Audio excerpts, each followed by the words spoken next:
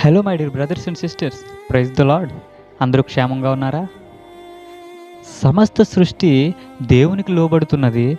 అయితే ఆకాశము, భూమి, సముద్రములు ప్రతిదీ కూడా దేవునికి లోబడుతున్నాయి. అయితే నీవు దేవునికి లోబడుతున్నావా? ఆయన మాట వింటున్నావా? ఆయనకు అప్పగించుకుంటున్నావా?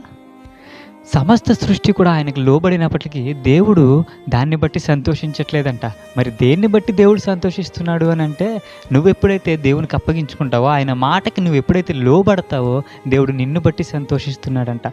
దేవునికి అప్పగించుకుంటావా? దేవునికి లోబడతావా?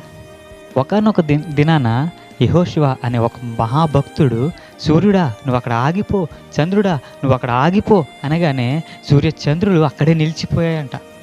ఎందుకు ఒక మనిషి శాసిస్తే సూర్యచంద్రులు ఆగిపోయాయి? ఎందుకు అనంటే, ఆ భక్తుడు దేవునికి అప్పగించుకుని దేవుణ్ణి ప్రార్థించి ఆ యొక్క శాసించగలిగే అధికారాన్ని పొందుకున్నాడు. మరి ఈ దినాన మనం కూడా దేవునికి అప్పగించుకుందామా? దేవుని మాటకు లోబడదామా? దేవునికి అప్పగించుకుని దేవుని కొరకు జీవిద్దామా? మనందరిని కూడా దేవుడు నడిపించునుగాక.